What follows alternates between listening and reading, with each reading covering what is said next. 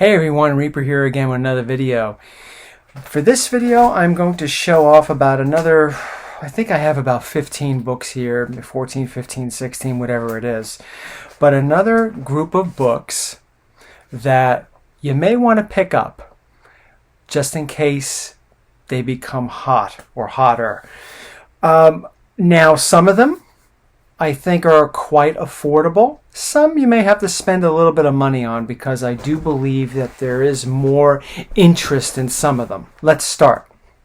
Now this one I think is important to pick up, especially when it definitely when it comes to Doctor Strange, but I think especially if the Marvel Cinematic Universe, the MCU, is planning to go into all different types of alternate realms and have all these different types of alternate villains appear. So we'll start off with Marvel Premiere number 5. Sorry for the glare. This is the first appearance of Shuma Goroth. Now that particular book, I think has been relatively ignored for a long time. Now, I've noticed recently some people have been starting to take an interest in it, and the book has been going for a little bit more than what I remember paying for that copy a couple of years ago. But then again, though, a lot of books are going for a little bit more than what they were a couple of years ago. But I would just pay a little closer attention to that one, because I do think that it's worth looking at, especially if, like I said, the MCU is going to be going to all these different places with Doctor Strange. Yes, we understand that there'll probably be Baron Mordo will show up. Nightmare will most likely show up. People are thinking Dormammu. And all of all this speculation on these characters may indeed be correct. But, you know, sometimes you have to think a little outside the box. And I think Shuma Goroth is outside the box. And continuing with that, here we have Marvel Premiere number 10. I believe that in this issue is the first time you see Shuma Goroth's true form. You don't see it in Marvel Spotlight 5. Marvel Premiere 5. But you do see it here, and it's right there on the cover. For any fans of Shuma Goroth and this type of storytelling that was going on in the 70s with Doctor Strange, it's very H.P. Lovecraft, very Lovecraftian, with the Cthulhu mythos and all that. Definitely influenced, I feel, from Lovecraft. Here's another one you should get. Sentry number 1. You can still get it, I think, about $100. There are so many variants of this book. A lot of cool ones, too, that are a little bit more. But I think if you see that, you could still probably find that book for maybe $50. Not on eBay, okay? When I say you could sometimes find these books cheap, for like $50, $60, you're not always going to find them on eBay for that price. You may have to go to a couple comic book stores, dig through some of those long boxes, go to a couple of shows, local shows, and you probably might find it. Or you could get somebody down to about $50 for some of these books. And I think Sentry number 1, I think, is possibly one of those that you can get for that price. Here's one that I think a lot of people are ignoring. Excuse me. Tales to Astonish 63. This is the first thing. Here's still the sticker from the store that I tore off. But this one right here, number 63, is the first full appearance of the leader. You know, it's a Hulk villain. Now, is the leader rumored to appear? I don't think so.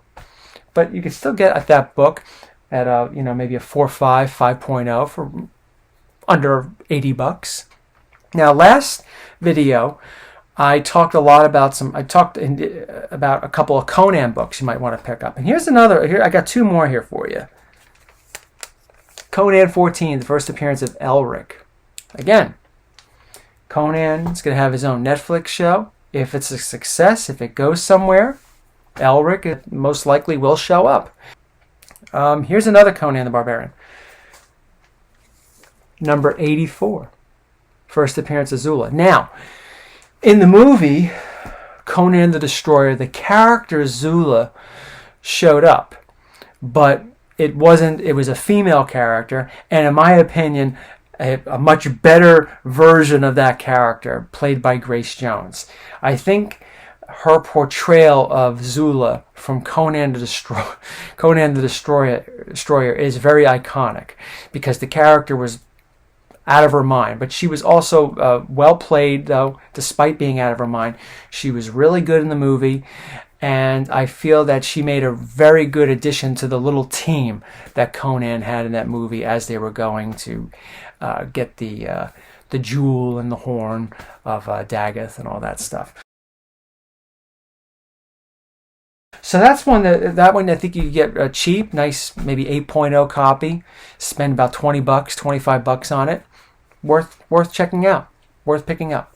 Now I have some X-Men here, and I think, like I said, as the MCU starts to introduce X-Men, I think these books they're already starting to get some attention.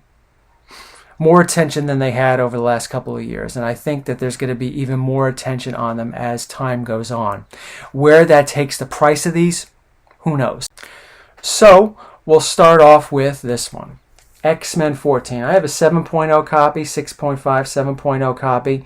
Really nice. I purchased this back when I came back to the hobby back in 2013, 2014. Anyway, if the X-Men are going to be introduced in a major way, which we all know that's probably going to happen, that you're probably going to see the Sentinels in some form or another. Regardless, it's an early X-Men book with a key first appearance of X-Men villain. I think it's definitely worth looking into and purchasing. Same thing for the next two here, starting with this one. I think this one's very underrated. First appearance of Alex Summers, and I think it's also the first appearance of the living Pharaoh, who later becomes the living Monolith. X-Men number 54. Definitely a good pickup. And I don't think it will cost you that much. My copy is a 6.0, 6.5. You could get that grade a little lower, a little higher for a decent price. Now this one, the last X-Men for this video, is definitely something that has been picking up in price, I've noticed. So is it a safe bet? Remember, like I said in many videos, there are always risks when you buy these books. You spend a couple $100 on them thinking that it's going to really pay off, and sometimes it does and sometimes it doesn't. So there's always risk. But I think this is a pretty good one. X-Men 58, another book that I think has been ignored for a long time. This is the first time Alex Summers, who made his first appearance in X-Men 54, shows up as Havoc. Great cover. Awesome cover, right? Definitely worth getting, but I've noticed that Steam has been picking up. I think maybe 6.5, 7.0s, 7.5s. You could correct me if I'm wrong in the comments. Have regularly been selling for over $300, much more than what they have been over the years. I think you used to be able to get those grades for about maybe $120, $150, maybe $100 a couple of years ago. Times have changed. So we have 5 more books here, books that I think are worth looking into. Now, remember I talked about Warlock. Warlock has shown up at the end of Guardians of the Galaxy Volume 2, well, in the Cocoon. So they've hinted that Warlock is probably going to show up down the line. And I think that since it's been so long ago, sometimes people, it's not really that long ago, but I think sometimes people forget about that and have been ignoring Warlock as much. I think he's starting to get a little more attention, but it's his books haven't really exploded as some other books. So anyway, keeping up with getting Warlock-related books, why not try to get this if you could get it for a good price? Strange Tales 178. First appearance of the Magus. Why not? Pretty good book to get. I have 2 copies of this. This copy here is a 4.0. My 7.0 is in the boxes. But who cares? Even if you have a 4.0 or a 5.0, if Warlock explodes, which he very well may explode when he appears or on the screen, or he's rumored to be in the next movie, I think all Warlock books are going to start to go on the rise, and especially Magus. Who knows what they're going to be doing with Warlock? They might have this long plan for Warlock when it comes to Magus and all these other things. So now's the time to buy it. I'm not saying invest your life savings in it. I'm just saying if you get it for a good price. Okay, I'm going to end this video with four more books, and they're going to be Fantastic Four books. And they're all going to be related to Doctor Doom. I think that's a safe bet. Fantastic Four 5, as we all know, is very, very expensive, so you're not going to see that in this video.